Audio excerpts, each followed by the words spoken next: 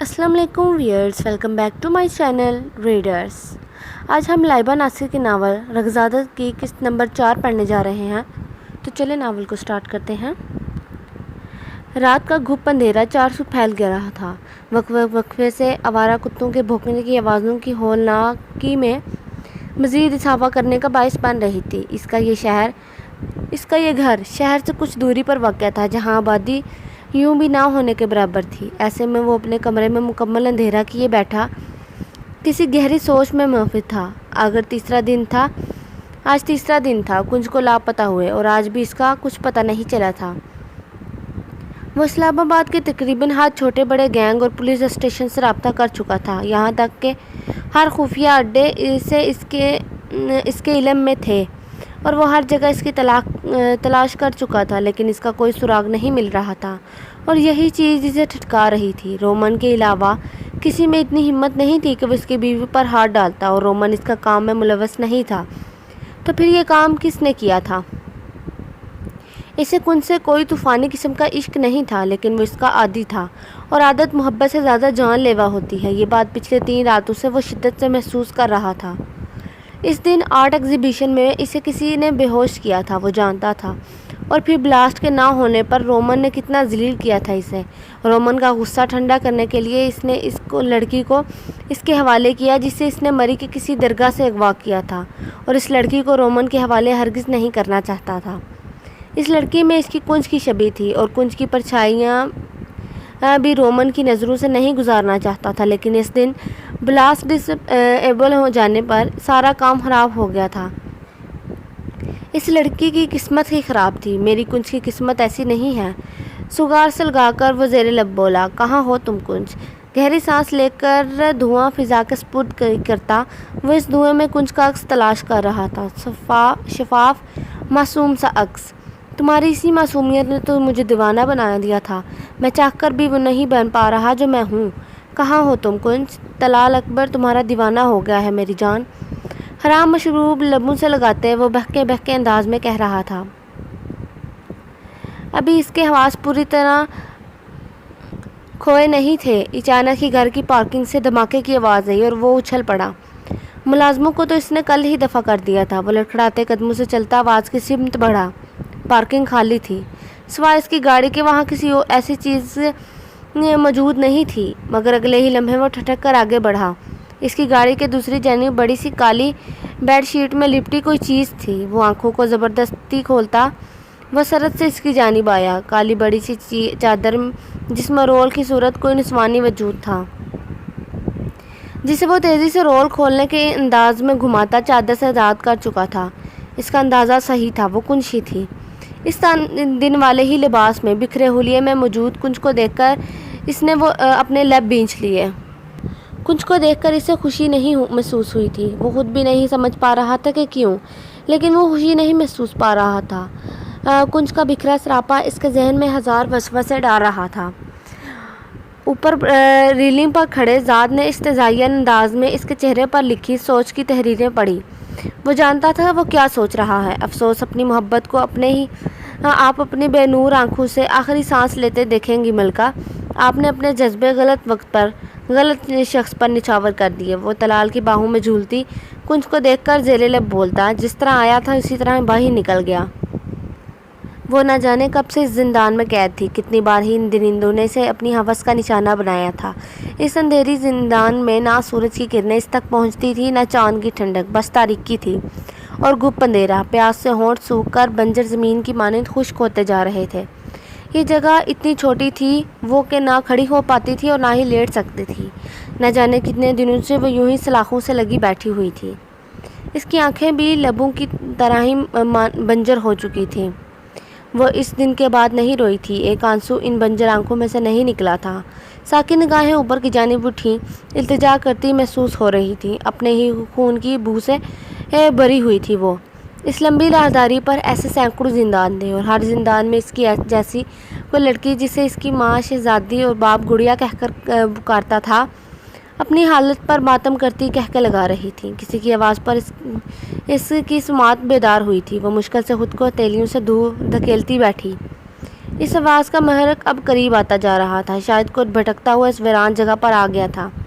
وہ ہتھیلیوں اور گھٹنوں کے بل گھسیٹتی ہوئی دروازے کے قریب آئی۔ وہ کسی لڑکی کی آواز تھی۔ ایلس دو لڑکیوں کو بالوں سے پکڑے گھسیٹتے ہوئے ٹارچر روم کی طرف لے جا رہا تھا۔ کوئی ہے؟ پلیز پلیز بچاؤ مجھے، پلیز بچا لو۔ ان میں سے ایک لڑکی بے ہوش تھی، جبکہ دوسری لڑکی خود کو آزاد کروانے کی کوشش میں چیخ رہی تھی۔ وہ زور زور سے چیخ رہی تھی، پلیز بچاؤ مجھے۔ وہ لڑکی بری طرح روتی خود کو آزاد کروانے کی کوشش کر رہی تھی۔ سلاخوں کے پیچھے وہ عورتیں وحشت زدہ ہو کر بری طرح چیخنے لگیں۔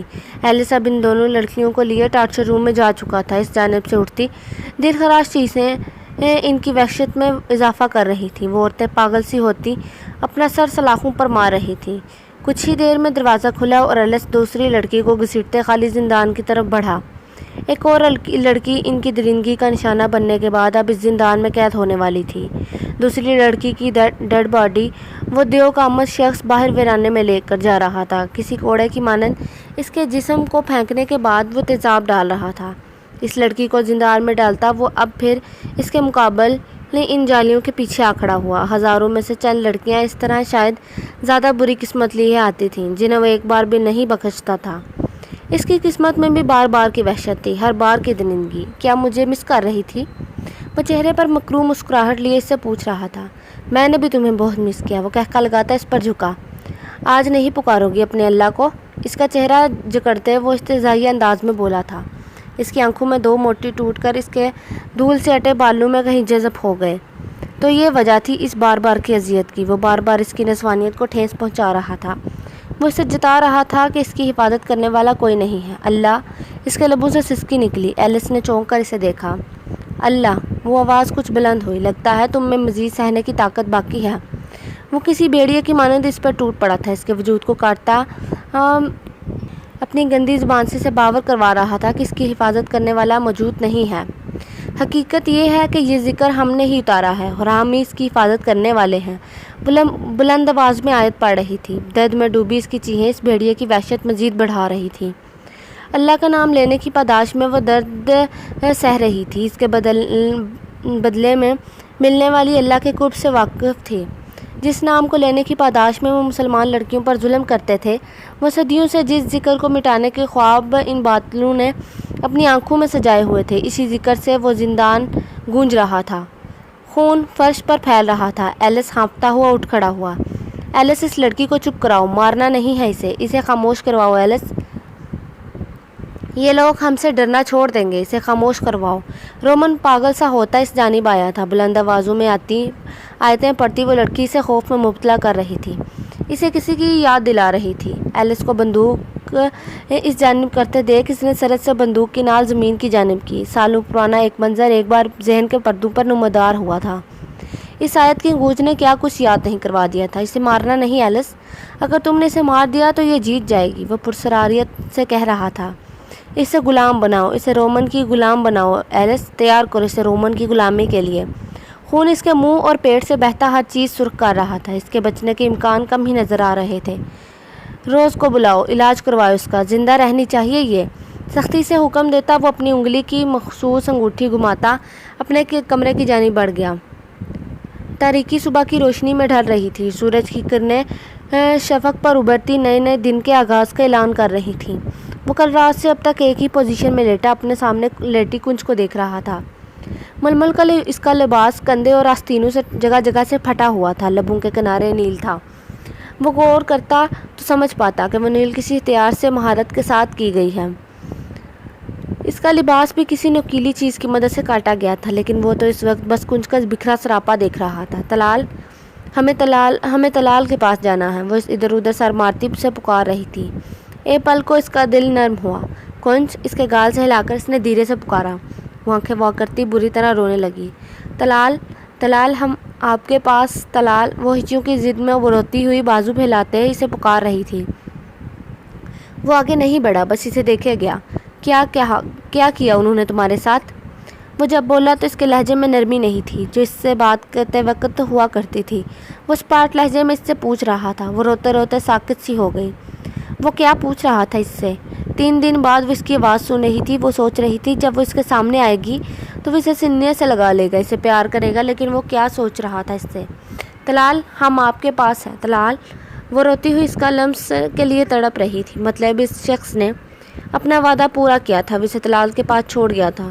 وعدہ یاد آتے ہی اس کی دوسری بات بھی اسے یاد آئی تھی، نہیں طلال ہمیں کبھی نہیں چھوڑیں گے۔ وہ زیر لب بولتی، ہاتھوں کی مدد سے بستر ٹٹولتی اس کے سینے سے آ لگی۔ ہم نے آپ کو اتنا پکارا طلال، ہم بہت ڈر گئے تھے، آپ وہاں نہیں تھے طلال۔ اس کے سینے سے لگی وہ روتی ہوئی اسے بتا رہی تھی۔ اس نے پرسوچ انداز میں سے دیکھتے آہستہ سے اس کی کمر سے ہلائی۔ اس کے کندھے پر بکھرے بال ہٹاتے ہی اس کی نظر اس کے شانے پر پڑے نیل کے نشان پر پڑی تھی۔ اس نے آہستہ سے سکتی ہوئی گونج کو خود سے دور کیا۔ اس کے بال سائیڈ پر کرتے اس کے کندھے سے ہلکے سے شرٹ سرکائی۔ وہاں بھی ویسے ہی نشان تھے۔ وہ جھٹکے سے اس سے دور ہوا۔ طلال، اس کی بے یقینی بھری پکار ابھری، کہاں تھی تم 3 دنوں تک؟ کیا کیا انہوں نے تمہارے ساتھ؟ وہ اجنبی لہجے میں بولتا اسے بے یقین کر گیا۔ طلال، کچھ بھی نہیں کیا انہوں نے، وہ روتی ہوئی بولتی اس کے قریب ہونے لگی۔ دور ہٹا کنج، وہ لب بھینچتا اس سے خود سے دور کرنے لگا۔ طلال، ہماری بات تو سنیں۔ طلال، ہم نہیں جانتے ہم کہاں تھے، وہ کون تھے؟ وہ روتی ہوئی اٹھ کھڑی ہوئی۔ طلال، ہمارا بات کا یقین کریں، انہوں نے ہمیں ہاتھ بھی نہیں لگایا۔ طلال، ہم سچ کہہ رہے ہیں، انہوں نے چھوا بھی نہیں ہمیں۔ وہ سے سکتی ہوئی اس کے سینے پر سر رکھتی اسے پاکیزگی کا یقین دلا رہی تھی۔ ہاں کنج بی بی، اپنی آنکھوں پر یقین نہیں کروں۔ تمہاری بکھری حالت، تمہارے جسم پر نشانات، چیخ چیخ کر جو ہوا اسے بیان کر رہے ہیں، اور تم کہہ رہی ہو کہ آنکھیں دیکھے پر یقین نہ کروں، کنج کی زبان پر یقین کروں۔ ہاں، وہ تو پھٹ ہی پڑا تھا۔ اسے بری طرح پیچھے دھکیلتے وہ بلند آواز میں بولا تھا۔ اس کی آواز سے سہم کر وہ لبوں پر ہاتھ رکھتی سی سکنے لگی۔ یہ طلال کا کون سا روپ تھا جو وہ محسوس کر رہی تھی؟ اس کا طلال تو اس سے بہت محبت کرتا تھا۔ اندھی تم ہو، میں نہیں کنج، کہ تمہاری حالت دیکھ سکوں۔ جاؤ اپنی حالت درست کرو اور ابھی میرے قریب نہیں آنا کنج، تمہاری اور میری بھلائی اسی میں ہے، وہ سرد لہجے میں کہتا اس کمرے سے نکل گیا۔ پیچھے وہ سکتی ہوئی اپنے ساتھ ہوئی واردات سمجھنے کی کوشش کر رہی تھی۔ وہ اپنے طریق کمرے میں بیٹھا مہارت سے اسکیچ کر رہا تھا۔ سہن آنکھوں کی تصویر بناتے بے ساختہ اس کے ذہن پر ایک شعر ذہن میں آیا تھا۔ سہن کا ستان در کھولتی ہیں، وہ آنکھیں بے تحاشا بولتی ہیں۔ وہ لڑکی دیکھ نہیں سکتی تھی، لیکن اس کی آنکھیں رنگین تھیں، محبت کا رنگ، عشق کا رنگ۔ کون سا رنگ نہیں تھا اس کی آنکھوں میں؟ اس کی انگلیاں خوبصورتی سے اس کی آنکھوں کی تصویریں بنا رہی تھی۔ مجھے معاف کر دے ملکہ، طلال کی اصلیت جاننے کے لیے ضروری تھا۔ آپ کو معلوم ہونا چاہیے، آپ کا وہ شوہر جس سے آپ اس قدر محبت کرتی ہیں، اس لیے آپ ضد تو کر ہو سکتی ہیں، محبت نہیں۔ وہ ذات کی محبت کسی کے ضد کی بھینٹ نہیں چڑھ سکتی۔ اسکرین پر نظر آتی کنج کی سکتی ہوئی تصویر پر نظر جمائے وہ دھیمی آواز میں بول رہا تھا۔ طلال اکبر کو خبر بھی نہیں تھی کہ اس کے گھر کے سیکیورٹی سسٹم کو ایک ایک کیمرے یہاں اس تاریک کمرے کی اسکرین پر جگمگا رہا تھا۔ وہ بیڈ پر بیٹھی بے تحاشا رو رہی تھی، ہاتھوں سے چھو کر خود کو محسوس کر رہی تھی۔ اسکرین کے پار کھڑے ذات نے لب بھینچے۔ وہ جانتا تھا وہ کیا جاننے کی کوشش کر رہی تھی۔ ذات تو آپ کو میلی نگاہوں سے بھی نہیں دیکھ سکتا ملکہ، وہ دھیرے سے بولا تھا۔ اس وقت کنج کے ذہنی کیفیت کا اچھے سے اندازہ لگا سکتا تھا۔ وہ بے ہوش سا چلتا وہ اسکرین کے بالکل آگے آ کھڑا ہوا۔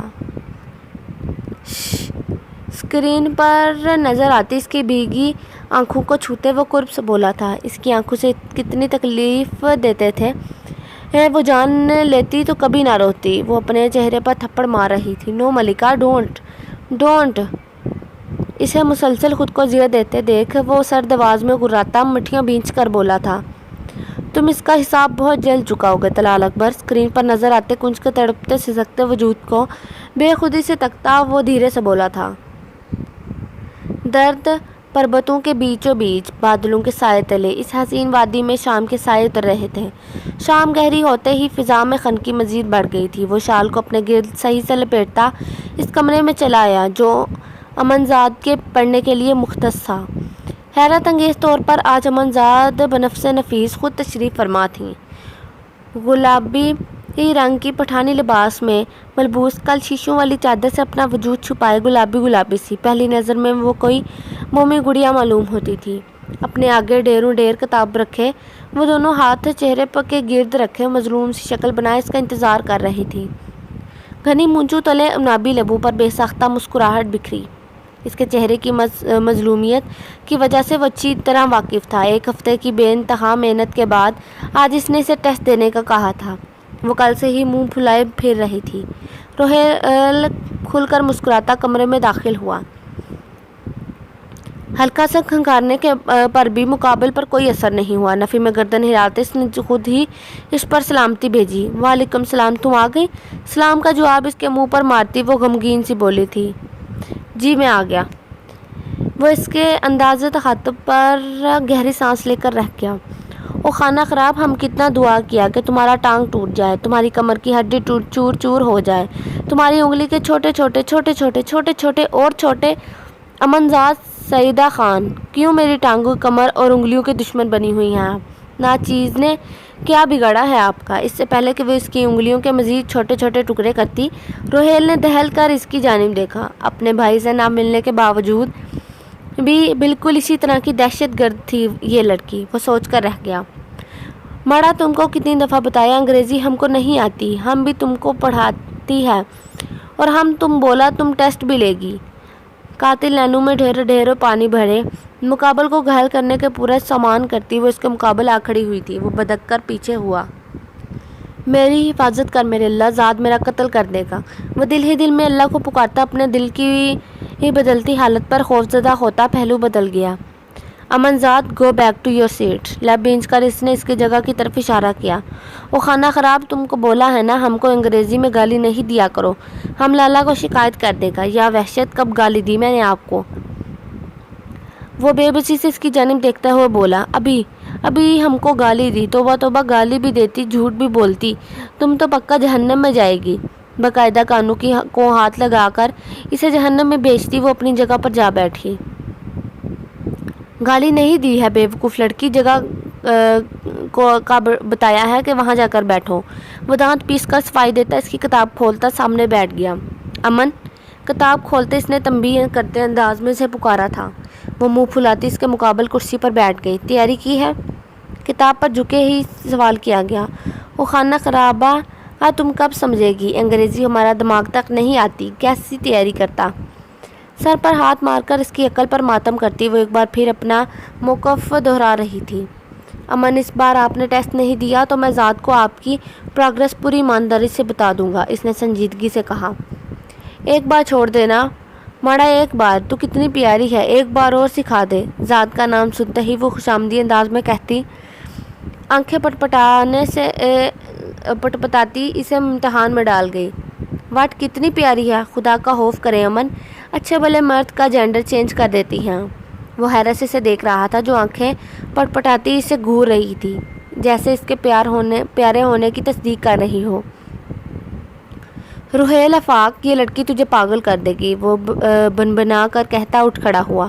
چند لمحے مزید اس کے سامنے بیٹھا اسے دیکھنے کی غلطی کر لیتا تو یقیناً ذات کے ہاتھوں قتل ہو جاتا۔ بھری جوانی میں موت کو گلے لگانے کا اسے کوئی شوق نہیں تھا۔ اے ٹیچر، رک خانہ خراب، اے تو کہاں جاتی ہے؟ لالا کو نہیں بتانا، ہم ٹیسٹ دے گا نا؟ امن ہوش میں آتی اس کے پیچھے بھاگی۔ رک جانا خانہ خرابہ، وہ آنکھوں میں آنسو بھرے اس کے مقابل آ کھڑی ہوئی۔ اس کی آنکھوں میں نمی دیکھتے وہ پل بھر کو تھم سا گیا۔ وہ ذات سے اس حد تک ڈرتی تھی اسے اندازہ نہیں تھا۔